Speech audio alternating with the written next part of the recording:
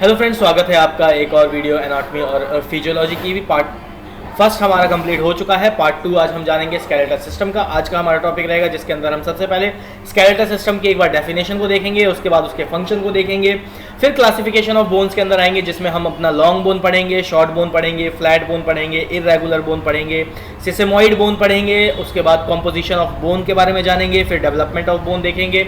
Development of bone देखने के बाद हम लॉन्ग बोन के बारे में थोड़ा डिटेल में पढ़ेंगे कि उसके पार्ट्स क्या हैं, कैसे उसके अंदर आपका मैरोस फॉर्मेशन वगैरह भी होती है। फिर स्केलेटल सिस्टम के अंदर आएंगे कि पूरा पर्टिकुलर स्केलेटल सिस्टम जो है वो कंप्लीट कितने बोन से मिलकर बना हुआ है, जिसमें क्रैनियम हमने लास्ट टाइम पढ़ लिया था, एक बार उसको रिवाइज कर लेंगे। स्ट्रक्चर ऑफ क्रैनियम को दोबारा से एक बार रिवाइज करेंगे। बोन ऑफ द फेस ये हमने नहीं पढ़ा था, तो इसको आज हम कंटिन्यू करेंगे बोन ऑफ द फेस को। फिर थोरैक्स के बारे में हमने थोड़ा पढ़ा था, लेकिन स्टर्नम के बारे में प्रॉपर नहीं पढ़ा था फर्स्ट पार्ट में, तो आज हमारा जो फोकस रहेगा वो स्टर्नम के ऊपर रहेगा। रिब्स हम पढ़ चुके हैं और थोरैसिक का हमारा डिटेल पढ़ा हुआ है। स्ट्रक्चर ऑफ स्टर्नम के अंदर में देखेंगे किस तरीके का स्ट्रक्चर है, कौन कौन से पार्ट हैं, कौन से 3-4 मेजर पार्ट है। फिर रिब्स के अंदर आएंगे। रिब्स हमने लास्ट लेक्चर में पढ़ा था, लेकिन डिटेल में आज थोड़ा सा एक बार फिर से पढ़ेंगे। फिर उसके बाद आएंगे वर्टिब्रल कॉलम्स के ऊपर, जो एस शेप का हमने लास्ट टाइम पढ़ा था, जिसमें सर्वाइकल, थोरैक्स, लुम्बर, सैक्रम और कॉकेक्स ये बोन्स आई थी। और इसी के साथ साथ में हम समझेंगे स्ट्रक्चर ऑफ वर्टिब्री के बारे में, यानी कि सिंगल स्ट्रक्चर कैसा वर्टिब्री आपको देखने को मिलेगा।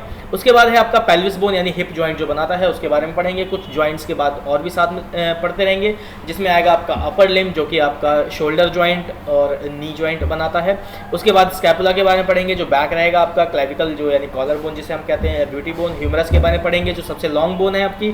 फिर आपका ह्यूमरस के बारे में पढ़ेंगे जो कि आपका शोल्डर जॉइंट और नी जॉइंट बनाता है। उसके बाद है आपका अल्ना, रेडियस और अल्ना के बारे में दोनों में देखेंगे, जो आपका हैंड बनाने में हेल्प करता है। उसके बाद देखेंगे हम लोग इसमें आपका रिस्ट जॉइंट जिसे हम बोलते हैं, यानी जो कलाई बनती है वो कितने बोन से मिलकर बनती है वो जानेंगे। आर्टिकुलेट और कुछ टर्मिनोलॉजी इसके अंदर हम लोग यूज़ करने वाले हैं आज, वो भी आप समझोगे कि क्या टर्मिनोलॉजी यूज़ होती है।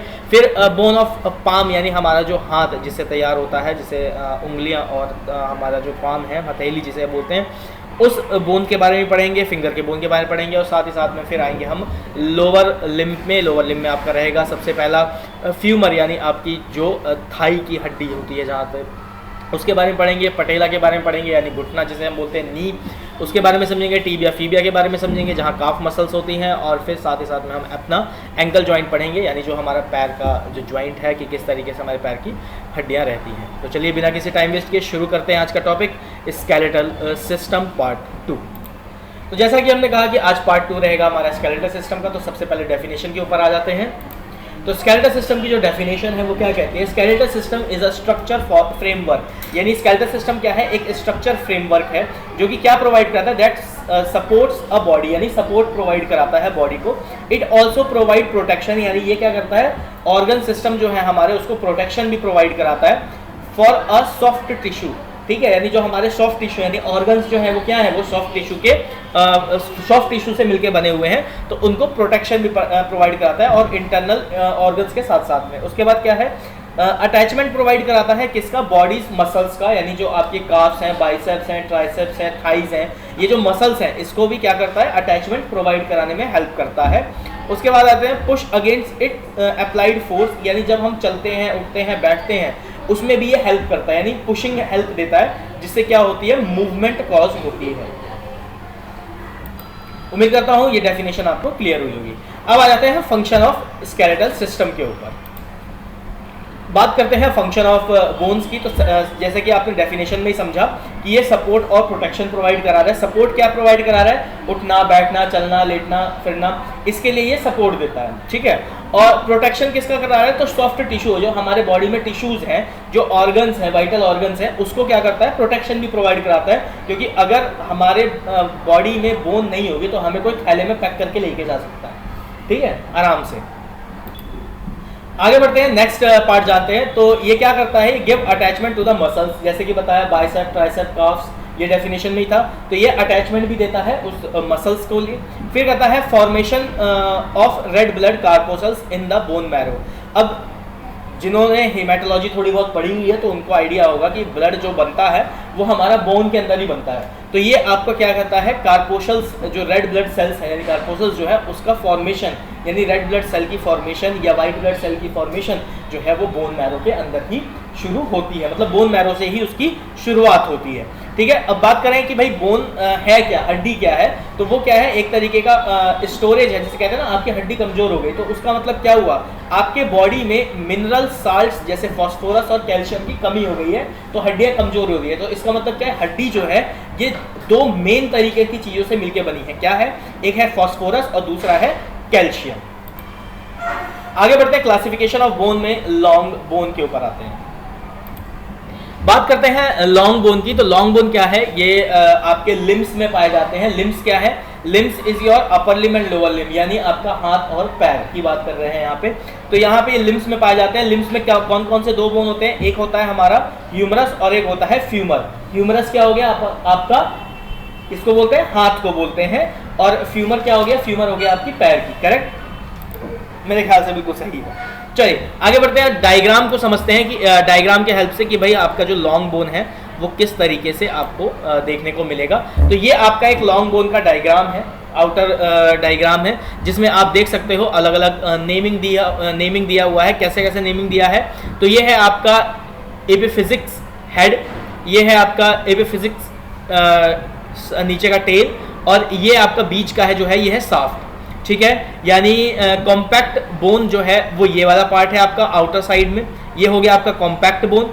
फिर आते हैं हमारा स्पंजी बोन, यानी इसके अंदर जो स्पंज टाइप स्ट्रक्चर कहाँ होता है, तो ये जो बॉल सॉकेट वाला जो बॉल का पार्ट है ये it is a ball part जो आपके हिप जॉइंट में या शोल्डर जॉइंट में देखने को मिलेगा।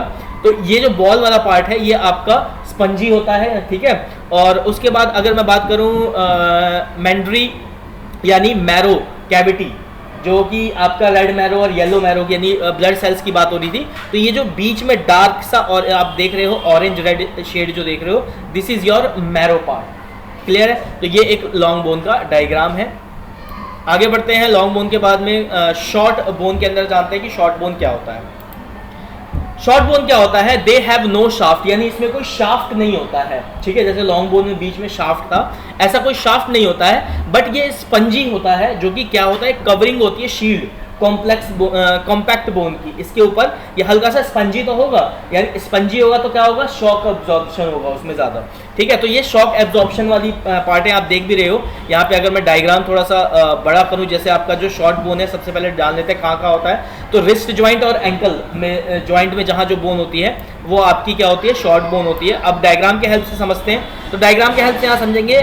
मैंने ऑनलाइन डायग्राम लिया हुआ है, तो हो सकता है शायद कहीं कॉपीराइट का इशू ना आए। यहाँ पे देखोगे आप, ये जो है आपका, ये क्या है, आपका एंकल जॉइंट है।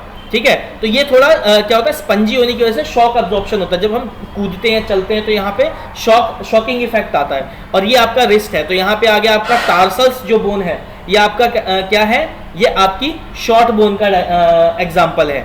और ऐसे ही यहाँ जो कार्पल्स है, जो रिस्ट बना रहा है, वो भी क्या है आपका, यहाँ पे शॉर्ट बोन का जो है एग्जाम्पल है। चलिए आगे बढ़ते हैं, फ्लैट बोन के ऊपर आते हैं कि फ्लैट बोन क्या होता है। सॉफ्ट फ्लैट बोन क्या है, जैसे कि आप नाम से ही जान रहे हो कि ये फ्लैट है, यानी चिपटा, जिसे हम बोलते हैं प्लेन। जैसे टेबल हमारा फ्लैट होता है, डाइनिंग टेबल हो गया, स्टडी टेबल हो गया, यानी कोई भी उसमें ऊपर नीचे कोई नहीं है, बिल्कुल प्लेन है। ठीक है, अब ये क्या होता है, ये स्ट्रांग होती है, फ्लैट होती है, नाम से पता लग रहा है। जो कि क्या होती है, फ्लैट बोन होने की वजह से ये क्या करती है, इसका फंक्शन जो है वो क्या है, वो प्रोवाइड कराता है क्या, एक तो प्रोटेक्शन प्रोवाइड कराएगा। भाई इस फ्लैट बोन के नीचे कुछ भी रहे, जैसे टेबल है, टेबल के नीचे हम कुछ भी रख दें और टेबल के ऊपर मारते रहे तो उसके नीचे रखी हुई चीज पे असर नहीं आएगा। क्यों, क्योंकि वो फ्लैट है।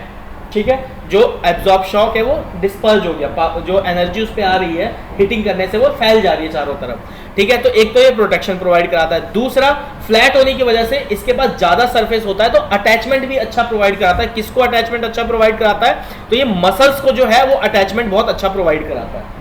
ठीक है, क्लियर हुआ यहाँ पे। यानी फ्लैट बोन का क्या है, एक तो ये साउंड जैसा कर रहा है फ्लैट, तो ये चिपटी होती है, स्ट्रांग होती है। दूसरा ये फंक्शन क्या करता है, तो सबसे पहले तो आपको क्या करेगा कि आपको प्रोटेक्शन देगा। दूसरा फंक्शन इसका क्या है, ये आपका मस्कुलर अटैचमेंट में बहुत ज्यादा हेल्प करेगा। ठीक है, बात करें एग्जाम्पल की, तो यहाँ पे है स्कैपुला, जो कि आपका क्या है, शोल्डर जो ब्लेड है पीछे का, जैसे कहते हैं ना कि ये बैक हमारा, जब हम बैक बनाते हैं तो ये वहाँ स्कैपुला वो होता है। और आपका सामने वाली जो बोन है जिसे हम ब्रेस्ट बोन भी कहते हैं, स्टर्नम। ठीक है, डायग्राम के हेल्प से थोड़ा सा एक बार देख लेते हैं स्कैपुला कैसा होता है, तो आपको ये समझ में आ जाएगा। ये आपका स्कैपुला है, यहाँ आप देख रहे हो ये पूरा ये फ्लैट पार्ट है, ये थोड़ा सा इरेगुलर पार्ट है, लेकिन मैक्सिमम पार्ट क्या है इसमें फ्लैट है। और वैसे ही अगर मैं स्कैपुला को भी बड़ा करूँ तो आप ये देखोगे जिसे हम फ्लैट बोन कहते हैं, ये भी पूरा बिल्कुल फ्लैट में आपको देखने को मिलेगा।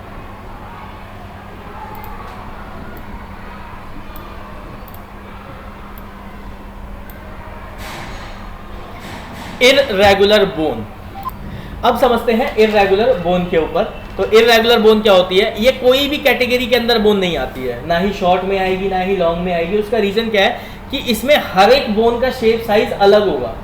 ठीक है, कोई स्पेसिफिक फिक्स शेप साइज नहीं होता है। और इसके इसी वजह से ये जो है क्या होती है, प्राइमरी इसको हम बोलते हैं कैंसिलस बोन। ठीक है, इसको बोलते हैं कैंसिलियस बोन कहते हैं, इसी इसके फंक्शनिंग की वजह से, जिसमें कोई भी यूनिफॉर्म शेप नहीं होती है। ठीक है, यानी they are bone in the body which do not falls into any other category, यानी किसी अदर कैटेगरी में आप नहीं डाल सकते इसको, due to their non uniform shape, यानी इसकी कोई एक स्पेसिफिक शेप नहीं होती, नॉन यूनिफॉर्म शेप होती है। इस वजह से प्राइमरली अगर हम कंटेंट की बात करें तो हम इसको कैंसिलियस बोन बोलते हैं, और कैंसिलियस बोन है। ठीक है, ये होती क्या है, तो ये आउटर लेयर जो है इसका कॉम्पैक्ट होता है बोन का, और थिन होता है यानी पतला होता है, यानी इसका जो आउटर लेयर है वो पतला होगा काफी। ठीक है, एग्जाम्पल की बात करें तो सबसे पहले इसमें एग्जाम्पल आता है वर्टिब्रीज के, यानी जो आपकी वर्टिब्रीज है उसका एग्जाम्पल इसके अंदर रहेगा। वर्टिब्रीज क्या थी हमारी, जो रीढ़ की हड्डी है। ठीक है, उसके बाद आता है दूसरा एग्जाम्पल आएगा इसमें मैंडिबल। ठीक है, मैंडिबल यानी आपकी जो माउथ यानी फेस बोन, जब अभी हम पढ़ेंगे तो उसमें आप देखोगे एक्सेट्रा और भी कई सारी बोन्स इसकी कैटेगरी में आती है। डायग्राम में अगर आप देखना चाहोगे तो ये आपका ये डायग्राम है, आप देख सकते हो यहाँ पे ये वर्टिब्री का एक कॉलम है, और ये वर्टिब्रीज देखो सबका शेप साइज थोड़ा थोड़ा अलग देखने को यहाँ मिलेगा। कैसे देखने को मिलेगा, तो कल वाली क्लास में अगर याद हो तो मैंने बताया था कि जो आपका लुम्बर यानी कमर वाली जो वर्टिब्रीज होती है वो सबसे स्ट्रॉन्गेस्ट होती हैं और लार्ज होती हैं आपके कंपैरिजन में। किसके कंपैरिजन में? सर्वाइकल और थोरैक्स के कंपैरिजन में। आगे बढ़ते हैं, अब सिसेमॉइड बोन के बारे में समझते हैं। सिसेमॉइड बोन क्या होती है? तो सिसेमॉइड बोन जो है वो आपकी इररेगुलर और शॉर्ट बोन के कैटेगरी में आती है, यानी कोई रेगुलर शेप भी नहीं हो सकती इसकी, जरूरी नहीं है, और शॉर्ट छोटी बोन होगी ये। ठीक है, और इसका सबसे अच्छा एग्जाम्पल जो है वो है आपका पटेला। ठीक है, पटेला जो है इसका सबसे बेस्ट एग्जाम्पल है सिसेमॉइड बोन का। यहाँ आप डायग्राम में देख सकते हो कि ये जो पटेला है ये देखो कैसा है, गोल सा, मतलब हल्का गोल सा लग रहा है, ना लॉन्ग में है शॉर्ट में है, कोई ऐसा आप शेप गोल भी नहीं बोल सकते इसको, अवल शेप भी नहीं बोल सकते क्योंकि अंडे की तरह भी नहीं दिख रहा, ना ही ये सर्कल स्फेरिकल की तरह कुछ दिख रहा है। तो ये क्या हो गई, ये इररेगुलर बोन हो गई आपकी। ठीक है, सिसेमॉइड बोन है जो कि कौन सी कैटेगरी में आ गई, ये शॉर्ट और इररेगुलर की कैटेगरी में आती है। अब आ जाते हैं कॉम्पोजिशन ऑफ बोन्स के अंदर। ये थोड़ा सा इंपॉर्टेंट पार्ट है, हमारी बोन कैसे कैसे मिलके बनी हुई है वो थोड़ा सा समझते हैं। तो सबसे पहले हम ये जान लेते हैं कि भाई हमारी कोई भी शरीर में कोई भी चीज़ बनी है वो एक सेल से बनी हुई है, चाहे वो आपका ब्लड सेल्स हो, चाहे वो कोई मस्कुलर सेल हो, चाहे वो बोन सेल ही क्यों ना हो। ठीक है, तो आपका सेलुलर मटेरियल है एक, कौन सा है, तो ये एक्स्ट्रा सेलुलर मटेरियल। भाई सेल के अंदर आपने अगर 10वीं और 12वीं में अगर ध्यान से पढ़ा हो तो सेल के अंदर बहुत सारी चीज़ें होती हैं। ठीक है, साइटोप्लाज्म होता है, डीएनए होता है, आरएनए होता है, सेल वॉल होता है, टीआरएनए होता है, डीआरएनए, और भी बहुत सारी चीज़ें कॉम्प्लेक्स रहती हैं। तो एक्स्ट्रा सेलुलर मटेरियल और साथ में क्या है, सेलुलर कंपोनेंट, ये दो चीज़ों से मिलके आपका क्या होता है, कंपोजिशन ऑफ बोन बनता है, यानी कंपोजिशन ऑफ बोन सेल की बात कर रहे हैं यहाँ पे। ठीक है, तो एक्स्ट्रा सेलुलर मटेरियल में अगर हम मैटर में बात करें तो ये दो पार्ट में फर्दर डिवाइड होता है। कौन कौन सा है, तो ऑर्गेनिक मैट्रिक्स, ठीक है, जिसके अंदर क्या आता है आपका टिश्यूज आते हैं, यानी ऑस्ट्रॉइड टिश्यूज वगैरह आ जाएंगे, और आपका आता है कोलिजन फाइबर्स, यानी जो आप अगर ध्यान हो कि कोई भी बोन या कोई भी मसल्स या कोई भी टिश्यू को जोड़ने के लिए एक फाइबर्स यानी इलास्टिक फाइबर्स के बारे में हमने पढ़ा था। तो कोलिजन फाइबर का मतलब वही होता है कि एक से दूसरी चीज को जोड़ता है, जैसे रबड़ का काम होता है।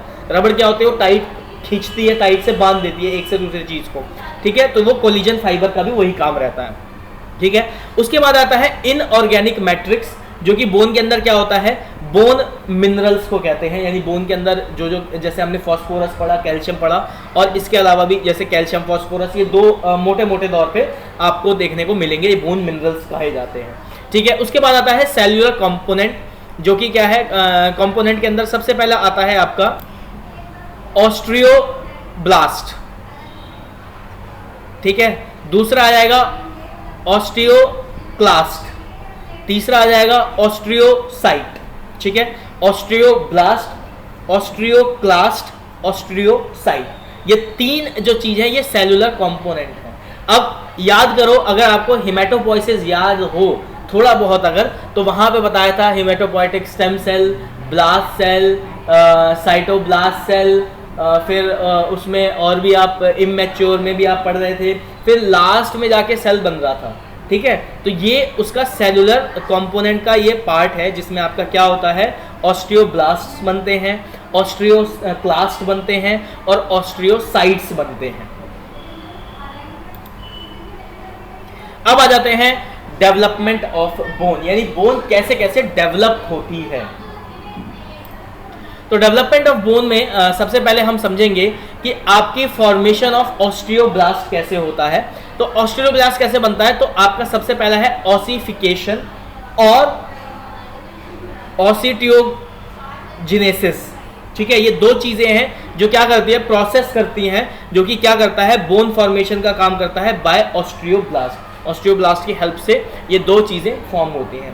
उसके बाद है आपका ऑसिफिकेशन। क्या है ऑसिफिकेशन, क्या करता है, ऑसिफिकेशन का काम रहता है आपका डिस्टिंक्ट प्रोसेस प्रोवाइड करता है, अलग अलग स्टेज के प्रोसेस प्रोवाइड कराता है, जिसमें क्या होता है, डिफरेंट टाइप ऑफ क्लासिफिकेशन आता है, जिसमें क्या होगा, classification take place under ossification of the bone, यानी बोन की जो अकरेंस है टिश्यूज के साथ, मतलब पहले सेल बना, फिर टिश्यू बना, फिर बोन बनेगा ना भाई, कई सारे टिश्यू मिलके एक बोन बनाएंगे, पहले एक सेल बनेगा, फिर कई सारे सेल मिलके वो बोन टिश्यू बनाएगा, फिर बोन टिश्यू कई सारे मिलके कंप्लीट बोन बनाएंगे। तो ये वाला पार्ट जो है वो ऑसिफिकेशन में आता है।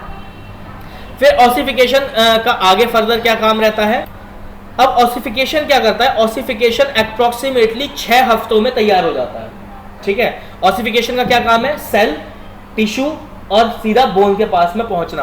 तो ये जो है 6 मंथ का प्रोसेस होता है, 6 वीक्स का प्रोसेस होता है। 6 वीक के अंदर अंदर क्या होता है, फर्टिलाइजेशन कंप्लीट हो जाता है, और फिर जो बोन्स है वो कंप्लीट आपकी 25 साल की उम्र तक, जो बोलते हैं ना कि हाइट बढ़ रही है, कब तक बढ़ती है, तो अप्रोक्सीमेटली 25 ईयर तक आपकी हाइट बढ़ाई जा सकती है। इसके बाद अगर आप हाइट बढ़ाने के लिए कोई सब्सटेंस लेते हैं तो आप आपकी बॉडी में हार्मोनल डिसबैलेंस कर रहे हैं, ये ध्यान रखना है, ठीक है। अच्छा, हाइट तो 25 तक गई, अब बोन की थिकनेस यानी मोटाई कब तक बढ़ती है, तो उसकी जो थिकनेस है यानी वाइडनेस है वो आपकी 25 साल के बाद भी बढ़ सकती है। अब कैसे, जैसे मान लो हड्डी टूटती है तो आपस में जुड़ती तो है ना, बड़ी तो नहीं होती लेकिन जुड़ जाती है, तो वो थिकनेस में जुड़ती है, ठीक है। तो वो 25 ईयर के बाद भी आपका प्रोसेस चलता रहता है। लॉन्ग बोन जो है, अगर हम बात करें लॉन्ग बोन की, तो लॉन्ग बोन का जो प्रोसेस है ये 25 के बाद भी चलता है। क्लियर है। अब अगर हम बात करें कि भाई ग्रोथ पैलेट जो है वो कैसा दिखाई देता है, तो यहाँ आप देख सकते हो, ये आपका ये ग्रोथ पैलेट का एरिया है, ये आपका ये ग्रोथ पैलेट का एरिया है, और ये जो हल्का ब्लू शेड में दिख रहा है, these are your all growth plate areas, ठीक है। किस तरीके से लॉन्ग बोन बन रही है, देखो पहले ये आपका इमैच्योर बोन है, फिर ग्रोइंग बोन है, इस तरीके से दिखाई देगी, और मैच्योर बोन आपकी इस तरीके से दिखाई देगी, ठीक है। 3 डायग्राम है। इमैच्योर में कैसे दिख रहा है, ग्रोथ पैलेट जो है वो सबसे ज़्यादा है, ठीक है। इसमें बीच में कोई भी आपको मैरो पार्ट यानी जो आपका सॉफ्ट टिश्यू वाला पार्ट था, हार्डन पार्ट था, वो नहीं था, इसलिए कहा जाता है बच्चों की हड्डी जो होती है वो बहुत सॉफ्ट होती है, जल्दी टूट जाती है। उसका रीज़न क्या है, वो आपका इमैच्योर बोन होती है, ठीक है। मैच्योर स्टेज में जाती है जब बच्चा धीरे धीरे बड़ा होता है। तो आपने ये भी सुना होगा कि बच्चों की हड्डियां बहुत जल्दी जुड़ जाती हैं, क्यों, क्योंकि वो ग्रोइंग एज में होता है, ठीक है। और वहीं ओल्ड एज में जब मैच्योर हो जाती है तो वहां पे हड्डियां जल्दी नहीं जुड़ती हैं। उसका रीजन क्या है कि बोन ऑलरेडी मैच्योर हो चुकी है, डेवलप हो चुकी है, अब उसका डेवलपमेंट नहीं है, अब उसकी सस्टेनेबिलिटी चल रही है कि वो कितने टाइम तक सस्टेन रह सकती है। तो अगर उस केस में टूटती है कभी, जैसे बुढ़ापे में, एज में, जैसे कहते हैं हम 60 ईयर्स के बाद अप्रोक्सीमेटली मान के चलते हैं कि 60 ईयर्स के बाद अगर आपकी बोन टूटती है तो उसे जुड़ने में टाइम ज़्यादा लगता है। उसका रीज़न यही है कि आपकी बोन्स जो है वो प्रॉपरली मैच्योर हो चुकी है, ठीक है। अब आ जाते हैं लॉन्ग बोन के ऊपर। बात करते हैं लॉन्ग बोन की। तो हर एक लॉन्ग बोन के अंदर, यानी each long bone has a enlarge shaft, यानी उसके अंदर क्या होता है, एक शाफ्ट होता है, ठीक है। बीच वाला पार्ट जो है अभी डायग्राम में आप आगे समझेंगे। और डाइफेजेस होते हैं उसके अंदर, यानी अलग अलग एंड पॉइंट्स होते हैं, ठीक है। दो एंड पॉइंट्स एक्सटेंडेड एंड्स होते हैं, यानी थोड़े से बाहर निकले हुए एंड जिसको बोलते हैं, जैसे आपका बॉल सॉकेट जॉइंट जिससे बन पाता है, ठीक है। उसके बाद वो होते क्या है, जो थोड़े से सॉफ्ट भी होंगे आपके वो, क्योंकि उसमें क्या है, मूवमेंट होनी है, तो वो आपका रग्ड नहीं हो सकते, सॉफ्ट होंगे, स्मूथ होंगे, तभी मूवमेंट अच्छी होगी, कार्टिलेज के साथ जॉइंट अच्छा बनेगा, ठीक है। और आपका आर्टिकुलर करते हैं, यानी एक दूसरे के साथ जुड़ते हैं, ठीक है। आर्टिकुलेट का मतलब ये होता है। बात करें शाफ्ट की, तो ये 3 सरफेस में डिवाइडेड रहता है आपका शाफ्ट का जो एरिया है वो कैसे कैसे रहेगा। तो 3 सरफेस स्पेंड्रम रहता है, इसका क्या रहता है, तो सबसे पहला जो है आपका, तो शाफ्ट जो है टिपिकली 3 सरफेस पे स्प्रेडेड है। कैसे कैसे स्प्रेड रहता है आपका वो जानते हैं। तो सबसे पहला है आपका 3 बॉर्डर्स, यानी उसके 3 पार्ट में वो डिवाइड होगा। और एक उसमें सेंट्रल मैंडिबल एरिया होगा जो बीच का पार्ट होगा, जिसके अंदर मसल अटैचमेंट सबसे ज़्यादा होगी। थाई समझ लो, आपका थाई का एग्जांपल, थाई सबसे ज़्यादा मस्कुलर एरिया होता है, बोन भी लॉन्ग बोन होती है आपके थाई में, ठीक है। तो बीच का जो पार्ट है उसमें सबसे ज़्यादा मस्कुलर एरिया आपको देखने को मिलता है। उसके बाद आ जाता है आपका न्यूट्रेंट फोरामेन जो है वो आपके वहाँ पे सबसे ज़्यादा देखने को मिलेगा। और साथ ही साथ में periosteum detracts away from the growing end, यानी जो इसका ग्रोइंग एंड होता है, यानी आपका जैसे पटेला वाला एक एरिया हो गया, एक आपका हिप जॉइंट वाला एरिया होगा, वो हल्का सा एक्सटेंडेड बाहर की तरफ सॉफ्टिंग में देखने को मिलेगा। लिम्ब बोन्स कितने टिपिकली लॉन्ग बोन में रहते हैं, तो अब यहाँ डायग्राम के हम हेल्प से यहाँ हम समझते हैं एक एक करके। डायग्राम को थोड़ा सा और बड़ा कर देते हैं जिससे आपको थोड़ा क्लियर दिखाई दे और समझ भी आप पाओ अच्छी से। यहाँ आप देखोगे तो सबसे पहले ये क्या है, आपका आर्टिकुलर कार्टिलेज है, ठीक है। ये ब्लू पार्ट का जो आप देख रहे हो, this is your articular cartilage. और इसके अंदर अब यहाँ ये जो रेड रेड सा आप देख रहे हो, ये क्या है आपका, ये है आपका प्रॉक्सिमल एपिथियोसिस, ठीक है। अब इसके अंदर क्या क्या आता है, तो इसके अंदर सबसे पहला पार्ट आ जाएगा, तो इसमें अब आपका प्रॉक्सिमल एपिथियोसिस में सबसे पहला तो आ जाएगा स्पंजी बोन पार्ट, ठीक है। यानी ये क्या कर रहा है, ये शॉक एब्जॉर्प्शन का भी काम करेगा। स्पंजी का मतलब ही क्या हो रहा है कि शॉक को भी एब्जॉर्ब करेगा। भाई हम जब कूदते हैं बैठते हैं तो झटका सा आता है ना, कमर में लगता है, तो वो शॉक एब्जॉर्प्शन का भी काम कर रहा है। उसके बाद फिजिकल लाइंस, यानी जो ऑब्वियसली बात है स्पंजी है तो बीच में गैपिंग्स देखने को मिलेगी। उसके बाद रेड बोन मैरो, भाई ब्लड भी बना रहा है, लॉन्ग बोन है तो रेड बोन मैरो भी देखने को मिलेगा आपको। तो ये 3 चीज़ें आपके किसके अंडर में देखने को मिल रही हैं, यहाँ पे प्रॉक्सिमल एपिथियोसिस के अंदर में मिल रही है और मेटाफियोसिस के अंदर में मिल रही है। यानी यहाँ से ऊपर से अगर हम देखें तो ये आपका आर्टिकुलर कार्टिलेज से लेते हुए और आपका लास्ट रेड बोन मैरो तक आपका जो पार्ट है ये कवर हुआ है, ठीक है। अब आगे बढ़ते हैं और जानते हैं इसमें। उसके बाद आ जाता है आपका यहाँ पे, बोन को थोड़ा सा ऊपर कर लेते हैं,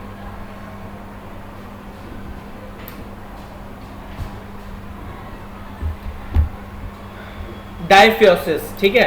डायफियोसिस का क्या काम है, अब यहाँ पे आप देखोगे तो ये एंडोस्टर्नम यहाँ पे देखने को मिलेगा, ये जो हार्ड पार्ट होता है आपका आउटर कवरिंग का। फिर आपका आएगा मैंडिबुलर कैविटी, यानी ये बीच का पार्ट जो है। उसके बाद आपको यहाँ येलो बोन मैरो, मैंने बताया था रेड मैरो और येलो मैरो 2 फॉर्मेशन होती है, तो ये येलो बोन मैरो फॉर्मेशन है, ठीक है। उसके बाद आएगा आपको देखने को यहाँ मिलेगा क्या चीज़, तो पेरिस्ट्रियम, यानी ये जो आपका ये देख रहे हो आप, ये वाइटिश सा पार्ट जो थोड़ा सा कवरिंग जिसको बोलते हैं आउटर कवरिंग, वो हो गई। अब यहाँ पे भाई जब येलो मैरो और रेड मैरो बन रहा है तो न्यूट्रिशंस भी चाहिए, भाई सप्लाई चाहिए ना ब्लड की, वहाँ पे कुछ पहुँचना चाहिए ना बनाने के लिए, इंग्रेडिएंट्स पहुँचने चाहिए। तो उसके लिए क्या होते हैं, आर्टरीज होती हैं, बोन के अंदर भी आर्टरीज चलती हैं। वो कौन सी होती है, तो न्यूट्रिएंट आर्टरीज होती हैं आपकी, ठीक है। ये पूरा पार्ट किस में हो रहा है, आपका डायफियोसिस के अंदर कवर हो रहा है, ठीक है। यहाँ से आप देखोगे ये डायफियोसिस का पार्ट शुरू हुआ और यहाँ पे एंड हुआ है। फिर मेटाफियोसिस सेम जैसा ऊपर था वैसा ही नीचे है, ठीक है, सेम चीज़ ही आएगी, स्पंजी आएगा, एपिथेलियल आएगा, रेड बोन नैरो वाला पार्ट आएगा। उसके बाद फिर आपका डिस्टल एपियोफियोसिस, जिसमें आपका क्या हो गया, ये आर्टिकुलर कार्टिलेज। अब ये आर्टिकुलर कार्टिलेज क्या है, कई बार अब ये टर्म जो है आर्टिकुलेट या आर्टिकुलर कार्टिलेज, तो ये आर्टिकुलर क्या है, ये वो कार्टिलेज हैं जो एक हड्डी को दूसरी मल्टीपल हड्डी को जोड़ने में काम करते हैं। अब यहाँ पे आपका जो नी ज्वाइंट बनता है वो कितने हड्डियों से मिलके बन रहा है, तो वो टोटल 4 हड्डियों से मिलके बन रहा है।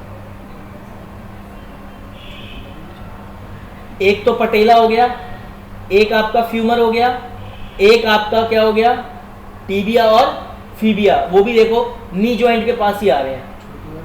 हाँ ठीक है, तो जो आपकी जो बोन्स हैं वो कितने 4 एरिया को ज्वाइंट कर यानी आर्टिकुलेट कर रही हैं, मोर देन 2 बोन्स। उम्मीद करता हूं आपको लॉन्ग बोन का ये डायग्राम समझ में आया होगा और इससे पता लगा होगा कि लॉन्ग बोन किस तरीके से बनी रहती है। अब आ जाते हैं स्केलेटल सिस्टम के ऊपर में। अभी तक आपने लिम्स वगैरह के बारे में थोड़ा सा पढ़ लिया है, अब स्केलेटल सिस्टम क्या होता है थोड़ा सा एक बार वो भी रिवाइज कर लेते हैं। तो cranium, facial bone, thoracic bone, vertebral column और अपेंडिकुलर स्केलेटल सिस्टम। अपेंडिकुलर में आपका लोअर लिम्ब और अपर लिम्ब आता है, वर्टिब्रल कॉलम्स में आपका सर्वाइकल, थोरैसिक, कॉकेक्स और सैक्रम ये आएगा। फेशियल बोन में आपका चेहरे का बोन आ गया और क्रैनियम में आपका हेड आ गया पूरा, ठीक है।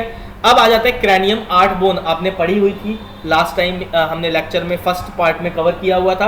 अगर नहीं है तो आप फर्स्ट पार्ट जाके देख सकते हो, लेकिन एक बार रिवाइज कर लेते हैं। तो यहाँ पे कंटेन ऑफ 8 बोन है, जो कि क्या है, 1 फ्रंटल बोन यानी आपका फोरहेड जिसको हम माथा बोलते हैं, 2 पैराइटल बोन यानी दोनों साइड की हड्डियां, ठीक है, यानी सर की राइट और लेफ्ट साइड में।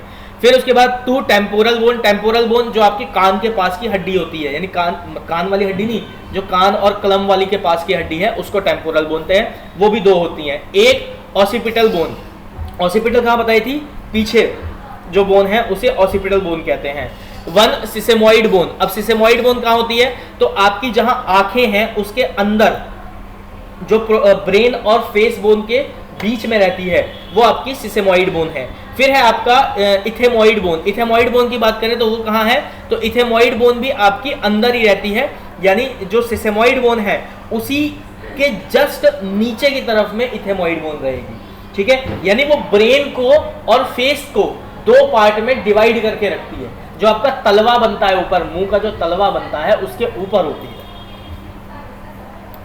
तो ये थी आपकी क्रैनियम की 8 बोन, 1 2 2 4 एक 5 6 7 8 पूरा कंप्लीट हो गया। उसके बाद आ जाते हैं स्ट्रक्चर ऑफ क्रैनियम के बारे में समझ लेते हैं कि कैसे स्ट्रक्चर ऑफ क्रैनियम बनता है। स्ट्रक्चर ऑफ क्रैनियम में हम समझेंगे सूचर्स के बारे में। सूचर्स क्या है, ये वो चीजें हैं जो बोन्स को आपस में ज्वाइंट करने में हेल्प करती हैं और स्ट्रॉन्गेस्ट ज्वाइंट्स भी कहा जाता है इसको, क्योंकि हमारा जो स्कल क्रैनियम है वो बहुत ज़्यादा हार्ड हो जाता है जैसे जैसे हम बड़े होते हैं, छोटे बच्चों में थोड़ा सा सॉफ्ट भी रहता है। तो सबसे पहले आता है कोरोनल सूचर, फिर आता है सेगाइटल सूचर, फिर आता है लैम्बडॉइड सूचर। ये आप देखोगे यहाँ पे, अगर डायग्राम में थोड़ा सा बड़ा करूँ तो आपको थोड़ा सा और अच्छे से समझ में आएगा।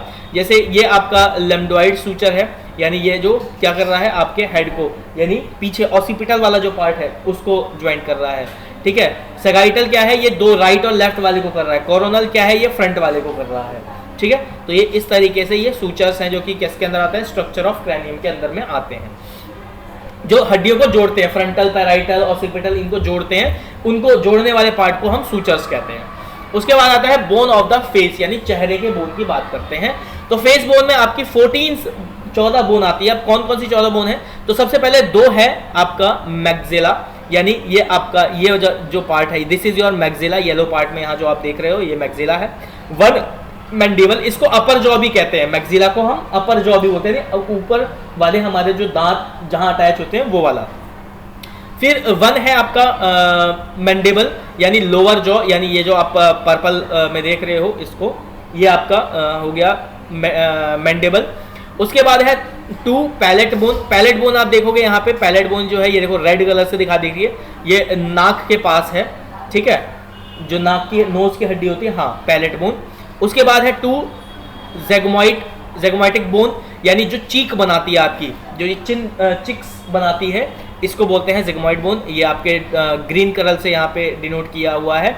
उसके बाद है आपका 2 लैक्रिमल बोन। लैक्रिमल बोन की बात करूँ तो ये आपकी नाक की जो हड्डी होती है उसके साइड वाला जो पार्ट होता है, नाक में ही जो साइड में जो रहता है, ये आपका है लैक्रिमल। फिर 2 नेजल बोन। यहाँ आप नेजल बोन देखोगे जो नाक की हड्डी होगी मेन, ठीक है, आप देखोगे नाक में जो है ना हमारा आगे की तरफ तो आधी तो कार्टिलेज की बनी हुई है और उसके आधी ऊपर वो हड्डी की बनी हुई है, ठीक है। तो ये हो गया जो नोज बोन है आपकी, नेजल बोन जिसको बोलते हैं। फिर इन्फीरियर नोज होती है हमारी 2 बोन, वो रहेगी आपकी, यहाँ पे आप देखोगे कलर में इसमें दिखाया नहीं गया है, वो इनसाइड रहती है आपकी, ठीक है। और 1 वोमर, वोमर इसमें दिखा रखा है, वोमर जो है आपका यहाँ ऊपर के साइड में रहता है, ठीक है, एक आपकी वोमर बोन है। अगर मैं डायग्राम थोड़ा सा बड़ा करूँ तो इसमें आप प्रॉपर देख पाओगे। अब यहाँ पे आपको देखो दिख जाएगा वोमर बोन, ये यहाँ ये डार्क इंडिगो कलर से आपका डिफाइन किया हुआ है वोमर बोन। एक बार फिर से देख लेते हैं तो 1 वोमर बोन ये हो गया, एक मैंडिबल ये हो गया, मैक्सिला ये 2 हो गए, ज़ाइगोट ये हो गए।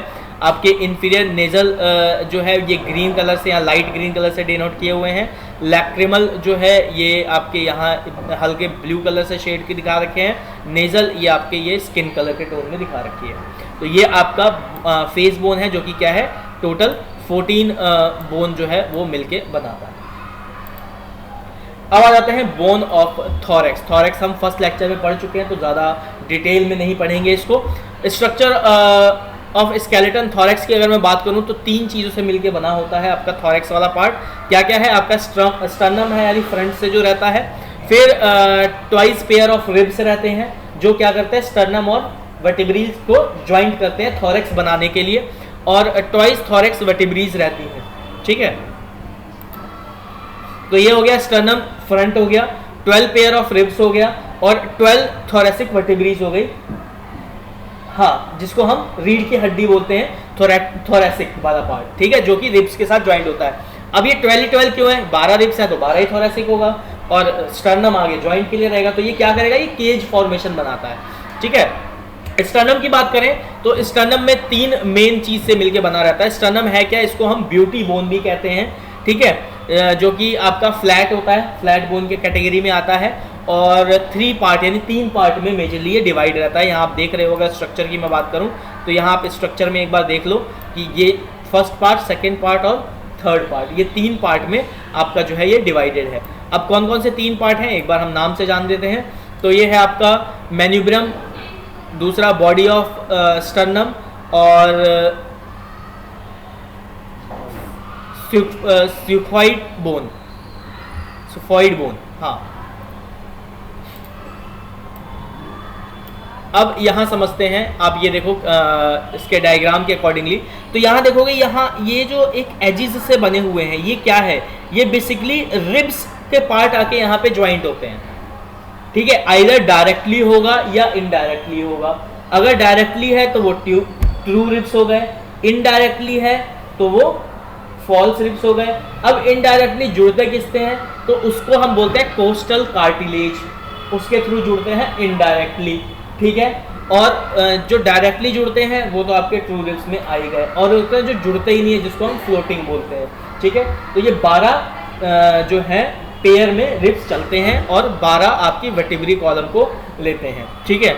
अब बात करते हैं यहाँ आगे इसके स्ट्रक्चर की। तो 1 से 7 जो कार्टिलेज है ये वाला 1 to 7 वाला, ये वाला जो पार्ट है ये आपका क्या होता है, ये फैटल अटैचमेंट यानी कोस्टल का काम करता है, यानी ये आपका 1 2 3 4 5 6 और एक ये 7, ठीक है। ये आपका क्या करेगा, फैटिक अटैचमेंट का काम करेगा। मेंड्रियम है ये, इसको फ्रंट वाले को जो हम जैसे जब आप आगे फ्रंट से अपनी हड्डी छुओगे तो गर्दन के जस्ट नीचे जहाँ गड्ढा बन रहा है आपके गले का, वहाँ से जस्ट नीचे उतरोगे तो आपको जो हल्की सी उठी हुई हड्डी सी नज़र आएगी वो आपका क्या है, मैन्यूब्रियम है, ठीक है। और जो आपका ये जो गड्ढा सा मैंने बताया गले के पास जो गड्ढा है, ये क्या है, ये आपका जुगुलर नोच है, ठीक है।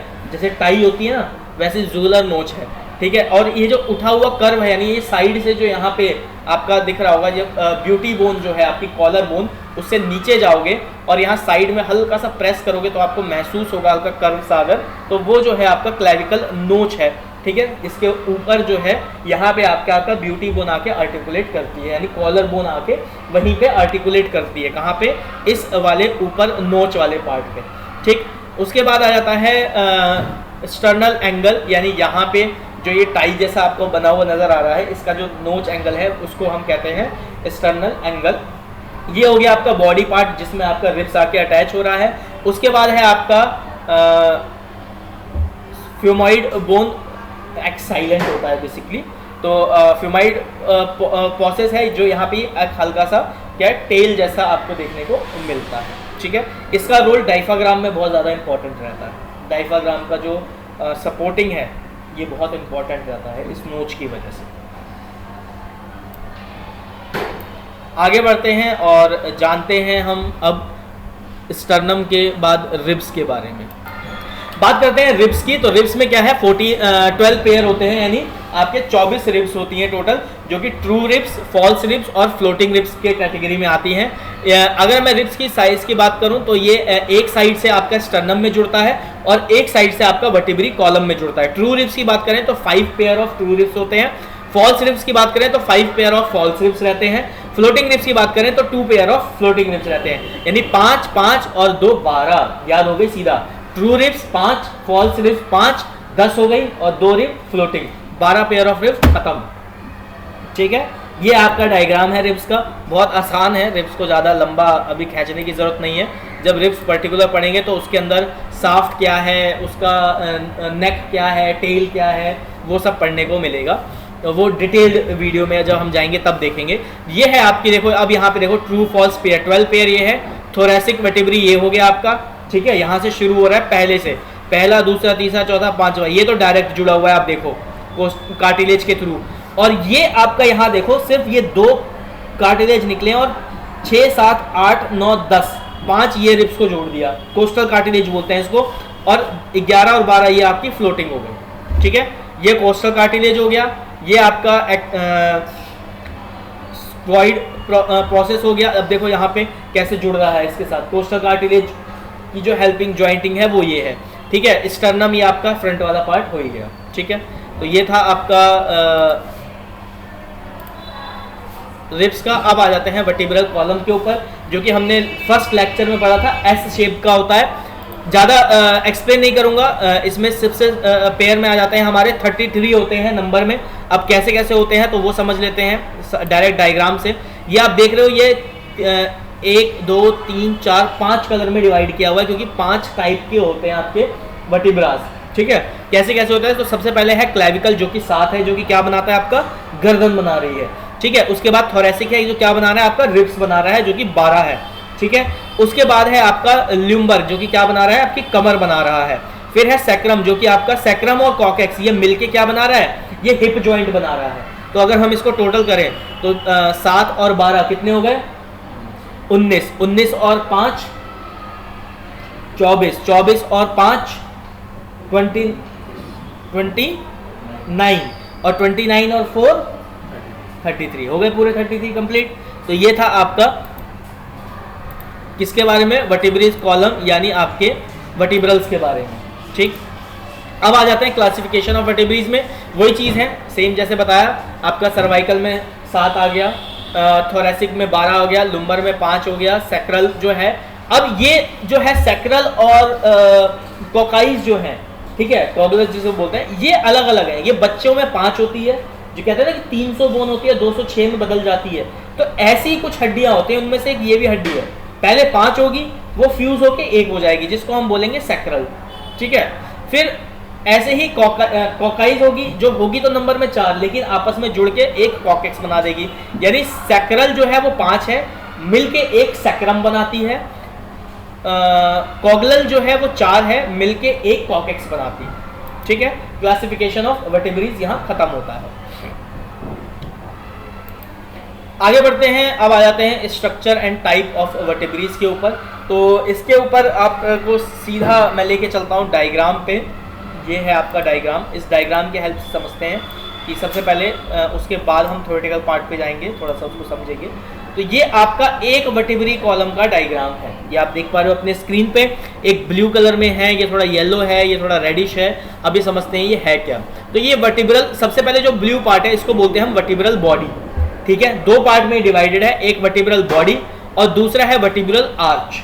ठीक है, वर्टिब्रल बॉडी क्या होती है? तो वर्टिब्रल बॉडी आपकी ये जो एक के ऊपर एक सपोर्टिव होता है और इसी के अंदर जो है आपका क्या चलता है, इसके अंदर आपका जो क्या कहते हैं उसको, ऑप्टिकल नर्व्स बोलते हैं, वो चलते हैं। अब यहाँ पे आप देखोगे वर्टिब्रल बॉडी जो है ये क्या है, एंटीरियर है।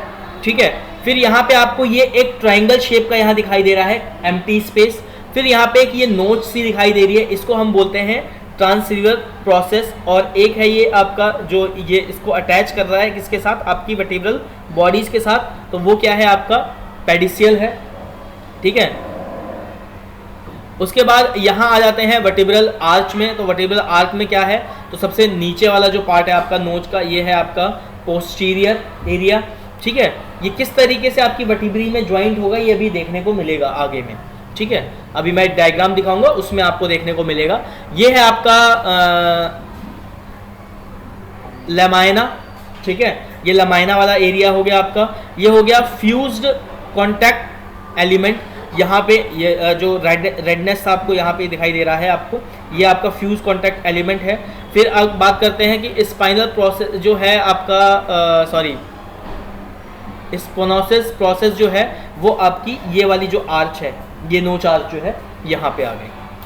अच्छा, इसकी शेप जो है वो याद रखने का क्या तरीका है, तो आप अपने पाम को सीधा करो और अपने थंब और लिटिल फिंगर को पूरा स्ट्रेच कर लो, उंगलियों को, मिडिल फिंगर को स्ट्रेट रहने दो और आपकी रिंग फिंगर और फर्स्ट फिंगर को मोड़ दो। तो जब आप देखोगे जो स्ट्रक्चर बन के आएगा ये हल्का सा आपको पाम जैसा देखने को दिखाई देगा। तो यही स्ट्रक्चर जो है आपका इसका वर्टिब्रल कॉलम्स का देखने को मिलता है। जैसे आप देखोगे ये आपका मान लो ये पाम एरिया हो गया, इधर आपका ये थंब हो गया, इधर आपका ये लिटिल फिंगर हो गई, बीच में आपकी मिडिल फिंगर हो गई और लिटिल फिंगर के बगल में रिंग फिंगर हो गई और आपके थंब से ये राइट फिंगर हो गई। ये 2 फिंगर आपने मोड़ ली, एक फिंगर सीधा कर लिया और इसको स्ट्रेच कर लिया दोनों तरफ। तो ये एक आप देखोगे आइडियल, तो ये पाम शेप का आपको नजर आएगा, आइडियली वैसे देखने को लगेगा। तो इस शेप से भी आप याद रख सकते हो कि जो आपका फिंगर वाला पार्ट है वो हो गया वर्टिब्रल आर्क वाला। जैसे आप बनाओगे कि किस तरीके का दिखता है, तो ऐसे स्ट्रेच करके आप उंगलियां मोड़ोगे, तो ये आपका जो पाम एरिया बना ये हो गया आपका बॉडी और उसके बाद जो आर्च बना वो फिंगर वाला पार्ट हो गया। तो ये था आज का लेक्चर अभी तक का। आगे हम कंटिन्यू करेंगे नेक्स्ट पार्ट में बोन ऑफ पेल्विस, जिसके अंदर हम जानेंगे हिप जॉइंट के बारे में, बोन ऑफ अपर लिम्ब के बारे में, स्कैपुला के बारे में, क्लेविकल के बारे में, ह्यूमरस के बारे में, अल्ना, रेडियस और साथ ही साथ में आपका प्रॉक्सिमल रोज के बारे में जानेंगे। तो आज की क्लास में इतना ही, पढ़ते रहिए, धन्यवाद।